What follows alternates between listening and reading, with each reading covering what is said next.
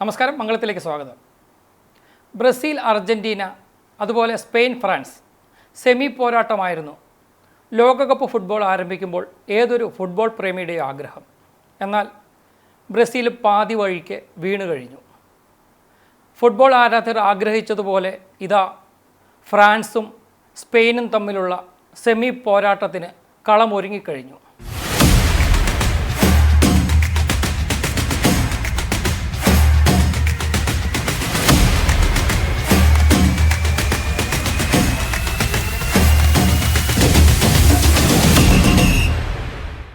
എത്ര ഉജ്ജ്വലമായിട്ടാണ് ഫ്രാൻസും സ്പെയിനും ലോകകപ്പിൻ്റെ സെമിയിലെത്തിയിരിക്കുന്നത്. സാധാരണ പ്രവചനങ്ങളും കണക്കുകൂട്ടലുകളും ഫുട്ബോൾ മൈതാനത്ത് പൊളിയാറാണ് പതിവ്. എന്നാൽ ആരാധക പ്രതീക്ഷയ്ക്കൊത്തുയരാൻ സ്പെയിനും ഫ്രാൻസിനും കഴിഞ്ഞിരിക്കുന്നു. സ്പെയിനും ഫ്രാൻസും ക്വാർട്ടർ ജയിച്ചു കയറി വന്നത് രണ്ട് വ്യത്യസ്ത തലത്തിൽ നിന്നായിരുന്നു. ഫ്രാൻസിൻ്റെ മത്സരം മൊറോക്കോയ്ക്കെതിരെ തികച്ചും ഏകപക്ഷീയമായിട്ട് തന്നെ അവർ 2-0 ജയിച്ചു. ഗോൾ നില 2-0 എന്ന് പറയുമ്പോൾ അതിൻ്റെ അകത്തൊരു ഏകപക്ഷീയതയുണ്ടോ എന്ന് ചിലർക്ക് സംശയം തോന്നിയേക്കാം. പക്ഷേ ആ മത്സരം കണ്ടവർക്കറിയാം, മത്സരത്തിൻ്റെ സമ്പൂർണ്ണ ആധിപത്യമായിരുന്നു ഫ്രാൻസ് പുലർത്തിയത്. മൊറോക്കോ ഫ്രാൻസിന് ശക്തരായ എതിരാളിയായി മാറുമെന്ന് കരുതിയവർ ഒട്ടേറെയുണ്ട്. എന്നാൽ ആ മത്സരം ആ വിചാരിച്ച തലത്തിലേക്ക് ഉയരുകയുണ്ടായില്ല. കാരണം ടീം എന്ന നിലയിൽ ഫ്രാൻസിനൊരു സമഗ്ര ആധിപത്യമുണ്ടായിരുന്നു. മുന്നേറ്റത്തിലാകട്ടെ, മധ്യനിരയിലാകട്ടെ, പ്രതിരോധ നിരയിലാകട്ടെ, കളിയെ സമ്പൂർണ്ണമാക്കി വരുതിയിലാക്കി ആ മത്സരം 90 മിനിറ്റിനുള്ളിൽ 2-0 അഭിമാനകരമായ വിജയത്തോടെ തുടർച്ചയായി 3-ാം തവണയും ലോകകപ്പിൻ്റെ സെമിയിലേക്ക് മാർച്ച് ചെയ്യാൻ ഫ്രാൻസിന് കഴിഞ്ഞു. എന്നാൽ സ്പെയിൻ്റെ കാര്യത്തിലേക്ക് വരുമ്പോൾ ക്ലിനിക്കൽ ഫിനിഷിങ്ങിൻ്റെ ഒരു അഭാവം ഈ 2-1 വിജയത്തിലും ബെൽജിയത്തിനെതിരായ ക്വാർട്ടർ വിജയത്തിലും തെളിഞ്ഞു കാണുന്നു എന്നുള്ളതാണ് ഏറ്റവും വലിയൊരു പ്രത്യേകതയായിട്ട് പറയാൻ കഴിയുന്നത്. സ്പെയിനും ഫ്രാൻസും സെമിയിലെത്തിയതോടെ ലോക ഫുട്ബോളിലെ 2 പവർ ഹൗസുകൾ തമ്മിലുള്ള പോരാട്ടം കാണാനുള്ള ആകാംക്ഷയിലാണ് ഫുട്ബോൾ ലോകം ഒന്നാകെ തന്നെയും. ബെൽജിയവും സ്പെയിനും തമ്മിലുള്ള മത്സരത്തിലേക്ക് വന്നാൽ ഈ മത്സരത്തിൽ ബെൽജിയം സ്പെയിൻ എത്രമാത്രം വെല്ലുവിളി ഉയർത്തും എന്നായിരുന്നു നമ്മളെല്ലാവരും കാത്തിരുന്നത്. 30-ാമത്തെ മിനിറ്റിലാണ് സ്പെയിൻ മുന്നിലെത്തുന്നത്. അതുവരെ ബെൽജിയത്തിന് പിടിച്ചു നിൽക്കാൻ കഴിഞ്ഞു. ഇരുപകുതിയിലേക്കും പന്തുകൾ കയറി ഇറങ്ങുമ്പോഴും കളിയിൽ ആധിപത്യം സ്പെയിന് തന്നെ ഉണ്ടായിരുന്നു. പക്ഷേ തുടക്കത്തിൽ പറഞ്ഞ പോലെ ഒരു ഫിനിഷിങ്ങിൻ്റെ അഭാവം അപ്പോഴും പ്രകടമായിരുന്നു. സ്പെയിൻ ആധിപത്യം തുടരുന്നതിനിടെ പ്രതിരോധ നിരത്താരം പെഡ്രോ പോറയും യുവതാരം യമാലും ചേർന്ന് വലതുവിങ്ങിലൂടെ നടത്തിയ മനോഹരമായ ഒരു 1-to-1 പാസാണ് ഈ ഗോളിലേക്ക് എത്തുന്നത്. വലതുവിങ്ങിൽ നിന്നും പെഡ്രോയുടെ ഒരു 1-ാം തരം ക്രോസ് ബോക്സിലേക്ക് എത്തുന്നു. ബോക്സിനുള്ളിൽ പന്ത് സ്വീകരിച്ച ഡാനി ഓൾമോ ഗോളിന് ശ്രമിക്കുന്നു. പക്ഷേ തിബോ കോർട്ടുവ പന്ത് തട്ടി അകറ്റുന്നു. ആ റീബൗണ്ടിലേക്ക് റൂയിസ് ഓടിയെത്തുകയാണ്. റൂയിസിൻ്റെ 1-ാം തരം ഷോട്ട് ഗോളായി മാറുന്നു. 30-ാം മിനിറ്റിൽ 1-0 മുന്നിലെത്തുന്നു സ്പെയിൻ മുന്നിലെത്തിയതോടെ ബെൽജിയത്തിൻ്റെ സാധ്യതകൾ അടഞ്ഞു എന്നുള്ളൊരു വിലയിരുത്തലുണ്ടായി. കാരണം ഗോൾ അടിച്ചുകൂട്ടി ജയിക്കുന്ന ഒരു ടീമല്ല സ്പെയിൻ. 1-2 ഗോൾ നേടുക, പിന്നെ ആ ഗോൾ പ്രതിരോധിച്ച് ജയിക്കുന്ന ടീമാണ് സ്പെയിൻ. അതുകൊണ്ട് തന്നെ ഈ 30-ാം മിനിറ്റിൽ നേടിയ ഗോളിൻ്റെ ആനുകൂല്യത്തിൽ മത്സരം സ്പെയിൻ സമ്പൂർണ്ണ വരുതിയിലാക്കി എന്നുള്ള വിലയിരുത്തലിനിടയ്ക്കാണ് ബെൽജിയം തിരിച്ചടിക്കുന്നത്. അതൊരു ചരിത്ര ഗോൾ തന്നെയായിരുന്നു. കാരണം 649 മിനിറ്റായി സ്പെയിൻ്റെ പ്രതിരോധം തകർക്കുന്നതിന്, സ്പാനിഷ് ഗോളിയെ കീഴ്പ്പെടുത്തുന്നതിന് എതിരാളികൾക്ക് കഴിഞ്ഞിട്ട് 41-ാം മിനിറ്റിൽ ചാൾസ് ഡി കെറ്റ്ലെയർ സമനില ഗോൾ കുറിക്കുന്നത്. റൈറ്റ് ബാക്ക് താരം തിമോത്തിയുടെ ഇടത്തുവിങ്ങിൽ നിന്നുള്ള ബോക്സിലേക്കുള്ള കൃത്യമായ ക്രോസാണ് ആ ഗോളിന് വഴിയൊരുക്കിയത്. സ്പാനിഷ് ഡിഫൻഡറുടെ കടുത്ത സമ്മർദ്ദം അവിടെ ഉണ്ടായിരുന്നു. പക്ഷേ മുന്നോട്ട് ആഞ്ഞു ചാടിയ കെറ്റ്ലെയർ ഒരു 1-ാം തരം ഹെഡറിലൂടെ സ്പാനിഷ് ഗോളി സിമോണിനെ കാഴ്ചക്കാരനാക്കി മാറ്റുന്നതാണ് കണ്ടത്. ആദ്യ പകുതി അവസാനിക്കുമ്പോൾ സ്പെയിനെ 1-1 തുല്യത തിളയ്ക്കാൻ ബെൽജിയത്തിന് കഴിഞ്ഞു.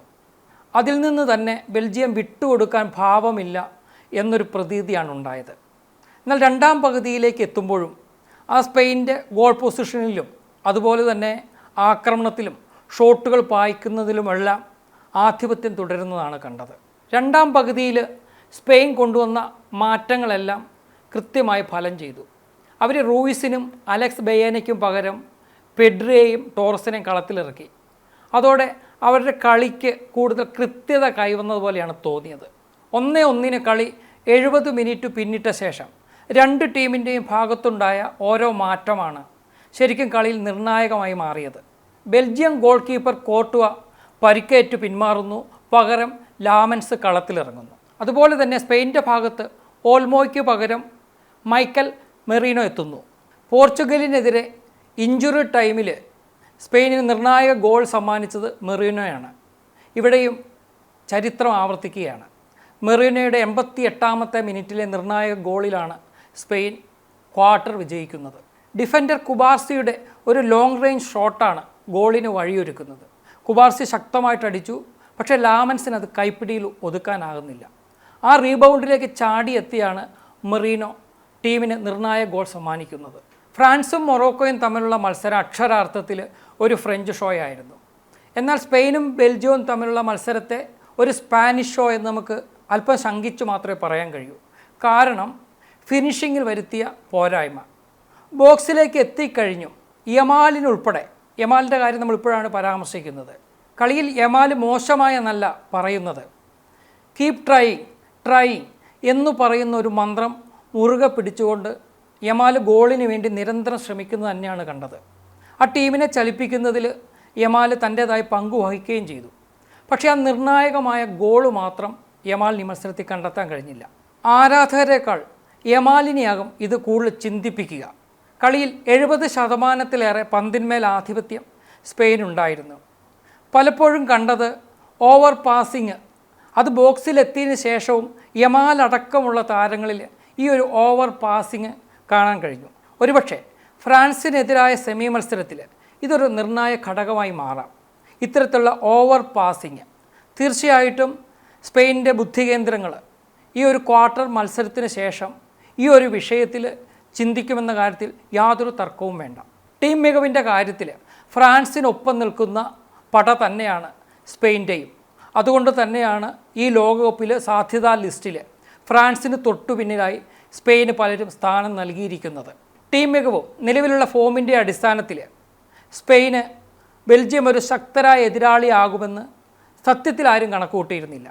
88ാമത്തെ മിനിറ്റ് വരെ സ്പെയിനെ 1-1 സമനിലയിൽ തളയ്ക്കാൻ കഴിഞ്ഞത് ചുവന്ന ചെകുത്താന്മാർ എന്നറിയപ്പെടുന്ന ബെൽജിയത്തെ സംബന്ധിച്ച് അഭിമാനകരമായ നേട്ടം തന്നെ. ബെൽജിയത്തിൻ്റെ ഈ പ്രകടനത്തെ സംബന്ധിച്ച് കമൻട്രി ബോക്സിലിരുന്ന ജർമ്മനിയുടെ ഇതിഹാസ ഗോൾ കീപ്പർ ഒലിവർ ഖാൻ നടത്തിയ ഒരു ശ്രദ്ധേയമായ നിരീക്ഷണമുണ്ട്. അദ്ദേഹത്തോടുള്ള ചോദ്യം ഈ മത്സരത്തിൽ നിന്ന് ബെൽജിയം എന്തു പഠിച്ചു എന്നായിരുന്നു. അദ്ദേഹം പറഞ്ഞത് ഈ പകരക്കാരെ ഇറക്കുന്നത് സംബന്ധിച്ചായിരുന്നു. ഒരു താരം മിന്നുന്ന ഫോമിൽ നിൽക്കുമ്പോൾ അനാവശ്യമായി അദ്ദേഹത്തെ മാറ്റുക. ചെറിയൊരു പരിക്കാണെങ്കിൽ പോലും അദ്ദേഹത്തിന് പകരക്കാരനായ ഒരാൾ വരുമ്പോൾ എന്തു മാറ്റമുണ്ടാകും. പറഞ്ഞു വന്നത് ബെൽജിയം ഗോളി കോർട്ടുവയ്ക്ക് പകരം ലാമൻസ് വന്നതിനെക്കുറിച്ചാണ്. കോർട്ടുവയ്ക്ക് പരിക്കേൽക്കുന്നു, കണ്ണീരോടെയായിരുന്നു അദ്ദേഹത്തിൻ്റെ മടക്കം. അതൊക്കെ ശരി തന്നെയാണ്. പക്ഷേ ലാമൻസ് പകരം വരുമ്പോൾ ലാമൻസ് പ്രതീക്ഷിക്കുന്നില്ല താൻ ഈ മത്സരത്തിൽ ഗോളിയായി നിൽക്കേണ്ടി വരുമെന്ന്. അങ്ങനെ വരുന്ന ഒരാളെ സംബന്ധിച്ച് നിറഞ്ഞ സ്റ്റേഡിയത്തിന് നടുവിൽ പെട്ടെന്ന് കളത്തിലേക്ക് ഇറങ്ങുമ്പോൾ ഉണ്ടാകുന്ന പതർച്ച, അതുപോലെ തന്നെ ശരീരത്തിന് ആ മത്സരത്തോട് താതാത്മ്യം പ്രാപിക്കുന്നതിനുള്ള ബുദ്ധിമുട്ട്, പകരക്കാരൻ ഗോളിയായി വന്ന ലാമൻസിൽ നിന്ന് റീബൗണ്ട് ചെയ്ത പന്താണ് മെറീനോ ഗോളാക്കി മാറ്റുന്നത് 88ാമത്തെ മിനിറ്റിൽ. ഒരുപക്ഷെ കോർട്ടുവ തന്നെയായിരുന്നു ഗോളിയുടെ സ്ഥാനത്തെങ്കിൽ, അദ്ദേഹം 100% ഫിറ്റ് അല്ലെങ്കിൽ കൂടിയും ഗോളിയുടെ സ്ഥാനത്തെങ്കിൽ ആ ഗോൾ പിറക്കുമായിരുന്നോ? $1 മില്യൺ ചോദ്യമാണ്. ഒലിവർ ഖാൻ സൂചിപ്പിച്ചത് കളിയുടെ ഒഴുക്കിനെ ഖണ്ഡിക്കുന്ന സബ്സ്റ്റിറ്റ്യൂഷനുകളെക്കുറിച്ചാണ്. പലപ്പോഴും പുതുതായി എത്തുന്ന കളിക്കാർ അവർ മികവുള്ളവരായിരിക്കാം, പക്ഷേ പലപ്പോഴും കളിയുടെ താളം അവർ മൂലം മുറിയാറുണ്ട്. അതുപോലെ തന്നെ കളിയുടെ താളത്തിനൊത്ത് കളിക്കാൻ അവർക്ക് കഴിയാതെ വരും. ഒലിവർ ഖാൻ്റെ പേര് കേട്ടപ്പോൾ തന്നെ എൻ്റെ അമ്മോ എന്ന് പറയുന്ന ഫുട്ബോൾ ആരാധകരുണ്ടാകും. കാരണം 2002 ലോകകപ്പ് കണ്ടവർ ആർക്കും ഒലിവർ ഖാനെ മറക്കാൻ കഴിയില്ല. അന്ന് ജർമ്മനിയുടെ വൻമതിലായിരുന്നു അദ്ദേഹം. റൊണാൾഡോ നിറഞ്ഞാടുകയും ബ്രസീൽ കപ്പ് നേടുകയും ചെയ്ത 2002 ലോകകപ്പിലെ ഏറ്റവും മികച്ച താരം ഒലിവർ ഖാനായിരുന്നു. ഒരുപക്ഷെ ചരിത്രത്തിൽ ആദ്യമായിട്ട് പിന്നീടും ഒരാൾ പോലും ഒരു ഗോളി ടൂർണമെൻറ്റിലെ ഏറ്റവും മികച്ച താരമായി മാറിയിട്ടില്ല. അങ്ങനെയുള്ള ഒലിവർ ഖാൻ്റെ നിരീക്ഷണം തീർച്ചയായും ടൂർണമെൻറ്റിൽ ഇനി ശേഷിക്കുന്ന ടീമുകൾക്ക് ബെൽജിയം പുറത്തു പോകുമ്പോൾ നൽകുന്ന ഒന്നാന്തരം ഒരു ഗുണപാഠമാണ്. കളിയിലുടനീളം ആധിപത്യം പുലർത്തി ഒരുപാട് മുന്നേറ്റം നടത്തി ഗോളിലേക്ക് ആക്രമിച്ചു എന്നൊന്നും പറഞ്ഞിട്ട് കാര്യമില്ല. ഫുട്ബോളിൽ വിജയിക്കണമെങ്കിൽ ഗോളാണ് പരമപ്രധാനം. ഈ കളി കണ്ടിരുന്നപ്പോൾ 90-ൽ അർജൻറ്റീനയും ബ്രസീലും തമ്മിൽ നടന്നൊരു ക്ലാസിക് പോരാട്ടം, ലോകകപ്പിലെ പ്രീ ക്വാർട്ടർ മത്സരം ഓർത്തുപോയി. ആ കളിയിൽ ഇന്നലെ സ്പെയിൻ പുലർത്തിയതിനേക്കാൾ ആധിപത്യം ബ്രസീലിനായിരുന്നു. 70-75% പന്ത് കൈവശം വച്ചിട്ടും അന്ന് ആ മത്സരം ബ്രസീൽ പരാജയപ്പെട്ടു. സാക്ഷാൽ മാർഡോണയുടെ ഒരു പാസിൽ, കനീജിയുടെ ഒരു മിന്നിങ് ഗോളിൽ അർജൻറ്റീന ബ്രസീലിനെ നിലംപരിശാക്കി. പറഞ്ഞു വന്നത് ഗോളിൻ്റെ പ്രാധാന്യത്തെക്കുറിച്ചാണ്. എത്രമാത്രം ആധിപത്യം പുലർത്തി എന്നതിനപ്പുറത്തേക്ക് എത്ര ഗോളുണ്ട് എന്നതാണ് ഇവിടെ അക്കൗണ്ട് ചെയ്യപ്പെടുന്നത്.